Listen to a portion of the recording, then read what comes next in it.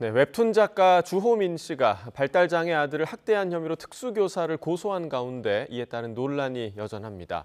주요 쟁점이 뭔지 김성훈 변호사와 이야기 나눠보겠습니다. 어서 오십시오. 안녕하세요. 자, 교권 침해가 이제 사회적 문제로 부각되고 있는 이 시점에 이 주호민 씨 관련 소식이 더 주목을 받고 있는 게 아닌가 이런 생각이 드는데 어떤 사건인지 간단하게 좀 정리를 해주시죠. 네, 주호민 씨 아들 A군이 이제 발달 장애가 있는데요. 이제 학급에서 돌발 행동을 한 것 때문에 이제 특수학급으로 분리 조치가 됐고, 해당되는 특수학급에서 특수학급을 담당하고 있던 교사 B 씨가 있었습니다. 이 B 씨가 과정에서 이제 지도하는 과정에서 어떤 발언을 한 부분들에 대해 가지고 이제 이것이 정서적 학대라는 이유로 형사 고소를 주호민 씨가 진행을 했는데요. 이 경위를 보면은 이제 그런 발언의 내용들을 이제 녹음기를 그 아들의 가방에 넣고 등극시켜가지고 그렇게 녹음된 내용들을 바탕으로 해서 그 녹음된 내용에 나와 있는 녹음된 내용에 나와 있는 발언들을 정서적 학대 행위로 이제 고소한 그런 상황입니다. 네, 자 지금 말씀해주신 그 녹음 문제, 그러니까 주호민 씨가 아들의 가방에 녹음기를 넣어서 아들과 선생님의 대화를 녹음을 했다. 이 문제를 보고 이제 민형사상 책임을 물을 수 있냐, 이게 좀 쟁점이 되고 있는데 법적 책임을 물을 수 있는 부분인가요? 네, 그렇습니다. 통신비밀보호법에 따르면은 이렇게 허락되지 않은 타인 간의 대화를 몰래 녹음하는 행위를 엄격하게 처벌을 하고 있고요. 그 범죄의 어떤 그 형도 굉장히 강한 편입니다. 1년 이상 10년 이하의 징역인데요. 이게 무슨 말이냐면은 우리가 상해나 폭행 같은 경우에는 5년 이하, 10년 이하 이런 징역으로 하지 않습니까? 1년 이상이라는 건 최소 이제 1년 이상의 징역형이 선고될 정도로 중한 범죄로 본다는 것입니다.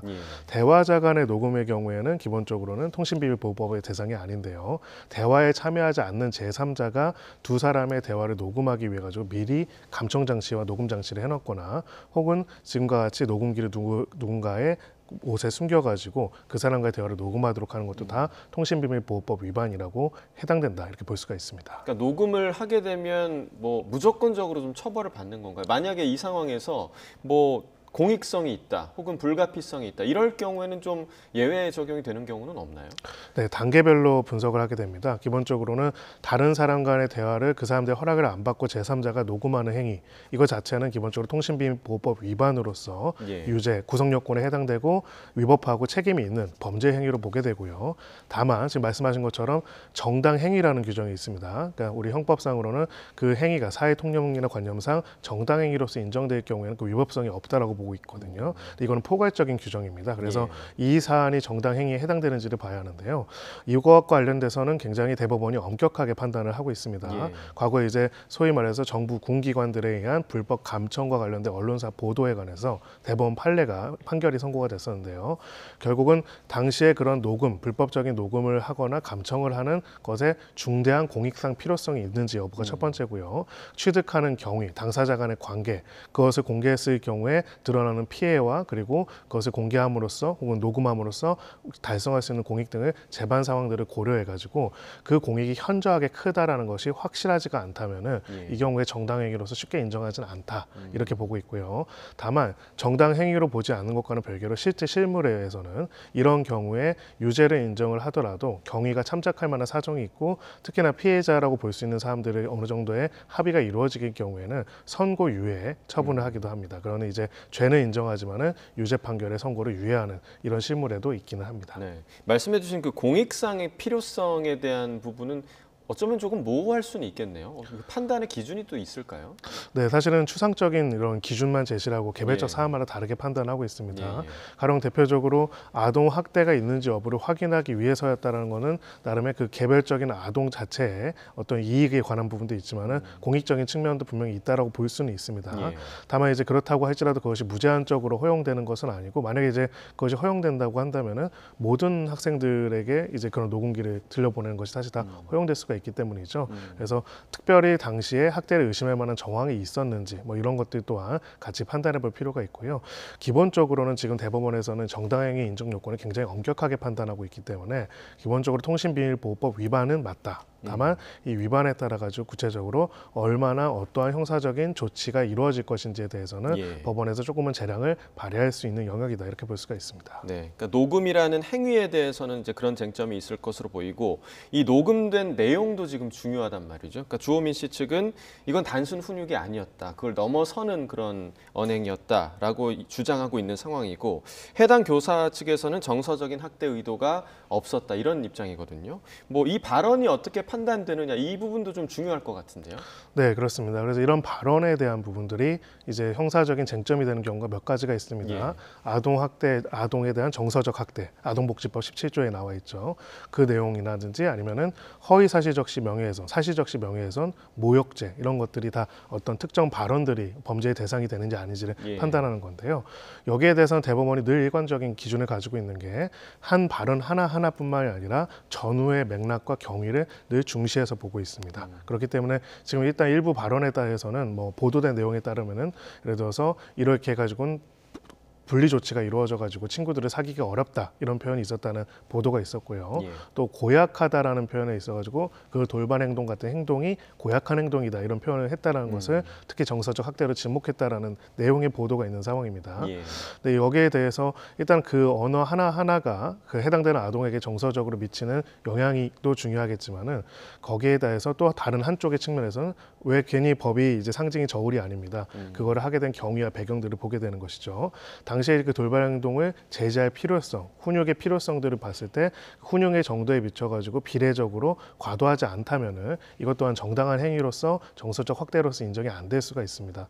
이 정서적 학대 여부에 대해서는 사실 아직까지 판례가 많이 축적되어 있지는 않습니다. 즉, 뭐 사실은 제가 학교 다니는 시절에 있었던 발언들만 보면은 이제 그 중에서 확실하게 정서적 학대들도 있고요. 맞습니다. 근데 이제 훈육의 범위라든지 이런 것들이 결국은 사회 관념상 계속 변화하는 과정에 있기 예. 때문에 이것이 얼만큼의 정당한지에 대해 가지고는 법원도 사안마다 굉장히 다르게 판단하고 있습니다. 그래서 결론적으로는 이 발언, 이런 문장 자체가 정서적 학대인지를 문장만으로 판단할 수는 없고요. 예. 전후의 맥락을 봤을 때 당시의 훈육을 위해서 그것이 상당히 필요한 부분이었는지 아니면 그걸 넘어서서 학대라는 건 누군가를 괴롭히는 행위거든요.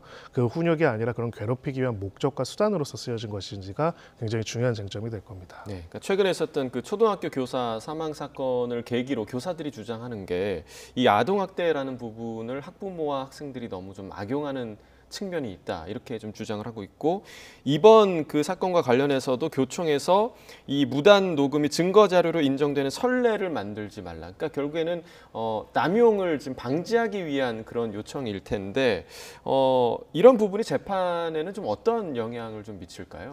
네, 그 위법 수집 증거 배제의 원칙이라는 게 있습니다. 위법한 방식으로 수집된 증거는 원칙적으로 배제하는 그 형사적인 재판에 있어서 배제하는 것이 원칙이라는 예. 것인데요.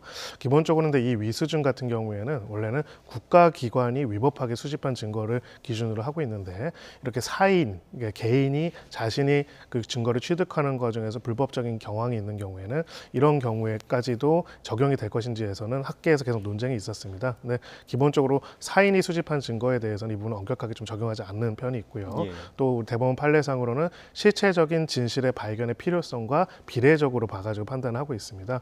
그런 면에 있어가지고는 이제 교총에서는 무단 녹음이 통신비밀보호법 위반이라는 불법 행위를 통해 가지고 이루어진 거기 때문에 인정되지 않는다는 주장을 한 것으로 보이는데요. 재판부로서는 아예 증거 능력을 배제하기보다는 그 증거 자체를 일단은 판단을 하되 실체적인 판단을 할 가능성은 좀 더 높아 보입니다. 네, 만약에 이제 공익성이 있다라고 판단이 된다면 그 증거를 활용할 수가 있는 건가요?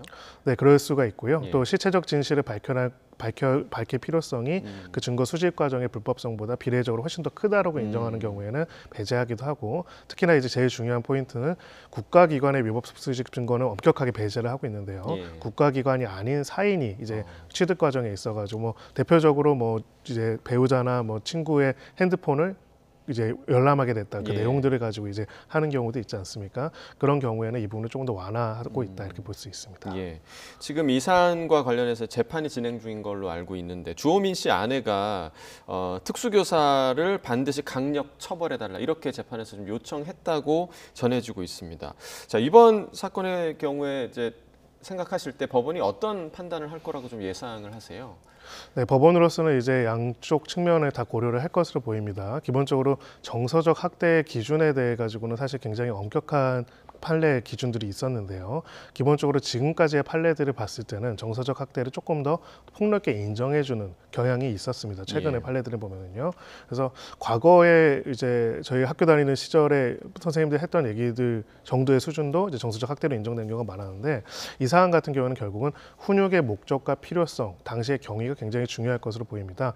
아무런 이슈가 없고 이벤트가 없는 상황에서 그런 발언이 나온 것인지 아니면은 그런 발언이 이제 예를 들어 그 돌발 행동이 얼마나 반복되었는지 그걸 제재할 필요성이 얼마나 강하게 있었는지 그 제지 과정에 있어가지고 특히나 제일 중요한 부분은 다른 수단이 없었는지도 되게 중요합니다. 그러니까 특정한 발언이나 행위가 그 훈육의 목적에 있어서 적당한지를 판단하려면은 그러한 정서적인 침해를 최소화하면서도 다른 소위 말해서 적절한 수단이 없는 수준에서 이루어진 것이라면 그것이 인정이 될 수가 있거든요. 그래서 이런 부분들을 종합적으로 고려할 것으로 보이고 만약에 이제 돌발 행동이 그전에도 반복이 되어 왔었고 그래서 사실은 그걸로 인해서 다른 학생들의 피해가 우려되고 이런 상황이라면은 이것을 정서적 학대로 인정하지 않고 정당한 훈육으로 인정할 수 있는 범위가 훨씬 더 넓어질 것이다. 이렇게 볼 수가 있습니다. 네, 일단은 이 특수교사가 직위 해제가 됐다가 최근에 이제 이 문제가 다시 불거지면서 복직을 했다라는 소식이 좀 들려오고 있는데 이런 아동학대 사례가 불거지면 쉽게 이제 교사들이 직위 해제가 된다 이런 지적도 있는데 이 부분에 대해서는 좀 어떻게 봐야 할까요? 네, 지금 이거는 사실 법에 아예 그렇게 규정이 되어 있는 부분이 있어서 그렇습니다. 우리 그 교육공무원법 44조의 2에 보면은요, 공무원의 직위 해제와 관련된 규정이 있습니다. 교육공무원에요. 그래서 기본적으로는 나머지 범죄들 같은 경우에는 원칙적으로는 기소가 되어야 직위 해제가 가능한 걸로 나와 있는데 아동복지법 제17조에 따른 금지 행위 그리고 그 외에도 뭐 성폭력 처벌 등에 관한 특례법 뭐 몇 조 위반 행위 이런 성폭력이라든지 아동학대로 수사 중인 경우에도 직위 해제가 가능하도록 법이 명시적으로 규정이 되어 있습니다. 이러다 보니까 이제 원칙적으로 이제 취지는 있습니다. 이제 아동학대나 성범죄가 여부가 문제가 돼가지고 지금 현재 수사가 진행 중인데 학생과 분리 조치를 안 하는 것은 문제가 될 수 있기 때문에 직위 해제 이런 규정을 둔 것이다라고 볼 수가 있는데요. 지금 이야기한 것처럼 이 아동학대에 관련된 규정 중에는 정서적 학대라는 범위가 들어가 있는데 물리적 학대라는 거는 사실은 수범자들 입장에서도 그것이 무엇인지 예측 가능하지 않습니까? 근데 정서적 학대는 사실 굉장히 폭넓고 이것이 훈육을 위한 적절한 불이익 조치, 경고 이런 부분들도 사실은 민감도에 따라서 정서적 학대로 오인하거나 혹은 남용해가지고 고소를 하는 경우들도 있을 수 있는데 이런 경우를 다 이렇게 직위 해제가 되도록 한다면 사실 어떻게 보면 훈육에 적합하게 하기가 굉장히 어렵지 않냐라는 이제 교원들의 어떤 반발이 있을 수 있고요. 그런 면에 있어가지고는 지금도 직위 해제할 수 있다고 되지 직위 해제해야 한다는 건 아니지만은 이런 부분에 있어가지고 가이드라인을 만들 필요가 있고 특히나 이제 정서적 학대와 정당한 훈육 사회에서는 굉장히 많은 어려움들이 있는데 그 적정한 기준에 대한 부분들도 정립해 놓을 필요가 있습니다. 법적으로도 또 교육 행정적으로도요. 네, 그러니까 교사들 입장에서 이제 위축이 될 수 있는 그런 부분이 있다라는 그렇습니다. 얘기셨는데 경기도 교육청에서 이제 이러한 부분, 그러니까 수사 중에 직위 해제할 수 있다. 근데 이 부분은 좀 과하다라는 그런 입장을 밝히면서 앞으로는 기관 차원에서 대응하겠다라는 뜻을 밝혔거든요. 이렇게 되면 교사들을 좀 보호하는 데 좀 도움이 될까요? 네, 그렇습니다. 기본적으로는 교육 행정의 1차적인 영역입니다. 그러니까 우리가 어느 정도를 정당한 훈육으로 하고 어느 정도를 금지할 것인지에 대해서는 사실은 교육 행정을 담당하는 각각의 교육청 당국 입장에서 나름의 가이드라인과 기준이 있어야 하고요. 그래서 이런 문제가 불거졌을 때 이거를 교사 개인이 알아서 해결하도록 하는 것이 아니라 그 과정에서 우리가 봤을 때 이것이 어떤지에 대한 1차적인 판단이 있을 수 있어야 하고 만약에 그것이 정말로 학대에 해당된다면 그런 학대 조치를 못하도록 하는 교육이라든지 이런 부분들이 필요하고요.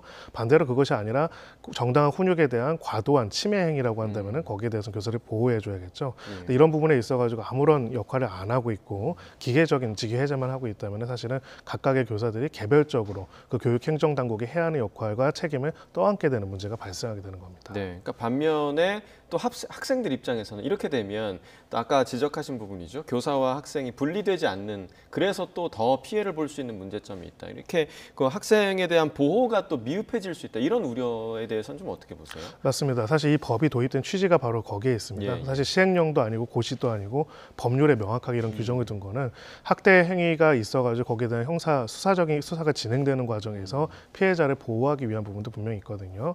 그렇기 때문에 오히려 역으로 보면은요. 있다면요, 이 법 조항 자체를 완전히 삭제하는 것이 필요하다기보다는 이 법 조항의 적용에 있어서의 문제가 되는, 특히나 실제로 많이 문제가 되는 정서적 학대 부분에 대해 가지고는 명확한 가이드라인을 만들 필요가 있습니다. 물론 아무리 가이드라인과 기준을 만들더라도 거기서 또 해석하기 어려운 경우도 있겠지만은요, 적어도 그러한 범위 내에서 이루어진다면은 이 조치가 오히려 학대 때문에 분리 조치가 필요할 때 분리를 못하는 일이 발생하지 않고요. 반대로 학대가 아닌 과도한 침해 행위를 학대로 해가지고 무리한 분리 조치가 이루어지지 않도록 하는 거에도 도움이 되지 않을까라는 생각이 들고요. 관련된 법률들이 만들어지고 이런 일들이 사실은 이번에 불거졌지만 굉장히 많았는데도 아직도 그런 부분에 대해서 명확한 기준들을 못 만들고 있다는 것은 굉장히 안타까운 부분이라고 생각합니다. 네, 그러니까 억울한 학생 또 억울한 교사가 발생하지 않게 좀 가이드라인을 구체적으로 좀 제시를 하는 게 좋을 것 같다라는 생각이 듭니다. 자, 다른 이야기로 좀 해보겠습니다. 지금 검찰이 50억 클럽 의혹 계속해서 좀 수사를 하고 있는데 박영수 전 특검에 대해서 지난번에 영장이 기각이 됐습니다. 다시 영장을 청구했거든요. 이런 결정을 한 이유 좀 어디에 있다고 보세요? 네, 아무래도 배경은 50억 클럽 수사가 미진하다라는 어떻게 보면 세간의 질타가 있지 않을까 싶습니다. 기본적으로 영장이 한번 기각된다면 재청구되는 경우는 흔치가 않은 상황이기 때문이죠. 특히나 이제 박영수 전 특검 같은 경우에는 검찰 고위직을 지냈고 또 그 이후에도 여러 가지 형태의 문제점들에서 사실 이름이 등장하기도 했습니다. 그러다 보니까 이제 화천대유와 관련된 대장동과 관련된 여러 가지 특혜 비리 이슈에서 수차례 굉장히 많은 이름이 등장을 했는데 그럼에도 불구하고 어떠한 형사적인 처벌이 제대로 이루어지지 못했다라는 비판 여론에 따라서 사실은 또 강도 높은 수사를 했다라고 검찰 입장에서 밝히고 있는데요. 핵심적인 내용은 아까 나온 것처럼 특가상 수재 혐의가 첫 번째고요. 그다음에 청탁금지법 위반이 있습니다. 그리고 우리은행 이사회 의장으로 이제 재직하던 시절에 이제 이분과 관련해서 처음에는 컨소시엄 참여, 두 번째는 이제 소위 말하는 여신 PF에 있어 여신을 동원해 줄 수 있는 부분들을 주는 것, 이런 부분들에 대해 가지고 영향력을 행사했고 그 대가로서 돈을 받기로 약속했다라는 것이고 처음에는 200억으로 약속했다가 나중에 이제 소위 말하는 컨소시엄 참여가 무산이 되자 이거를 50억으로 줄였고 실제로 그중에서 8억 원을 수수했다는 게 영장 청구의 핵심적인 내용이고요. 이번에 또 추가된 내용은 박영수 전 특검의 딸에 대해서 이루어졌던 11억 원 상당의 이제 회사의 자금 대출 이런 부분들도 청탁금지법 위반이 된다는 내용도 추가가 됐고, 영장 청구라는 거는 범죄 사실에 대한 기소가 아니라 구속의 필요성과 상당성을 이야기하기 때문에 이 구속의 상당성뿐만 아니라 필요성과 관련돼 가지고 결국 증거인멸의 우려가 있다라는 이유로 영장 청구서에는 당시에 이제 2월 16일자로 특정이 됐는데 당시에 휴대전화를 폐기하고 당시 남욱 등 일당으로부터 받은 돈에 대해 가지고 그 출처를 감추기 위한 증거인멸 모의를 했다라는 내용도 추가된 것으로 알고 있습니다. 네. 그러니까 여론의 압박도 있었지만 그 이제 박영수 전 특검에 대한 신병 확보에 대한 검찰의 의지가 좀 드러난 부분이 아닌가 생각이 드는데 이번에 그럼 그 딸과 공모해서 11억 원을 받았다 하는 그 부분에 있어서 공모관계 입증이 좀 가능할 거라고 좀 보세요? 네, 사실은 이거는 어렵지 않다라고 생각을 하고요. 지금 이제 아무래도 이제 그 전에 선례로서 이제 곽상도 전 의원 관련돼서 1심에서 무죄가 나왔었죠. 소위 말해서 독립된 경제적인 주체이기 때문에 아들한테 준 돈에 대해 가지고 기본적으로 이 사람 그 곽상도 전 의원한테 혐의를 인정하기 어렵다라는 판단이 나왔었는데 그런 경제적 공동체 여부는 단순하게 나이만으로 판단되지 않고요. 그 금전이 오고 간 경위, 배경 이런 것들이 종합적으로 보고 판단할 가능성이 높기 때문에 비록 이제 딸한테 준 돈이라고 하더라도 이 돈이 실질적으로는 박영수 전 특검에게 특혜를 주기 위해서 나온 것이라고 한다면은 그 부분에 인정될 가능성이 좀 있다라고 생각합니다. 곽상도 전 의원의 사례 때문에 그 판결이 좀 영향을 미칠 가능성에 대해서는 좀 어떻게 보시나요? 네, 영향을 미칠 가능성이 있고요. 실제로 이제 영장 청구기 때문에 영장 청구 이후에도 여러 가지 기소 단계나 이런 과정에 있어가지고 그 판결에서 선고한 내용들을 바탕으로 한 일단 특히 딸에 대한 혐의점 인정 여부에 대해 가지고는 이제 딸의 받은 돈에 대한 박영수 전 특검의 혐의점 인정 여부에 대해서는 특히나 그 피고인의 변호인 쪽에서 피의자의 변호인 쪽에서 강하게 다툴 가능성이 있습니다. 네. 자, 이제 두 번째 영장 청구, 그러니까 재청구를 한 건데 이번에는 검찰이 박 전 특검의 신병 확보할 수 있을 거라고 좀 생각을 하십니까? 어떻게 보세요?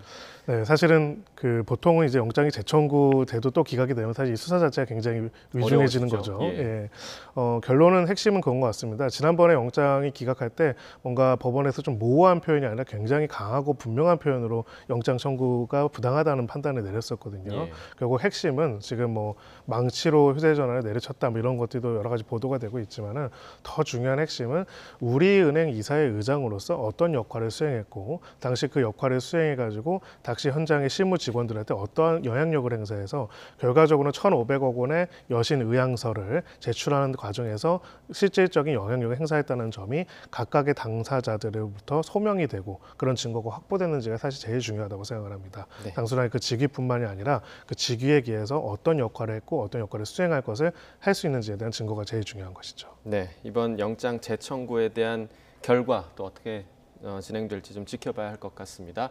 김성훈 변호사와 이야기 나눠봤습니다. 고맙습니다. 안녕하세요.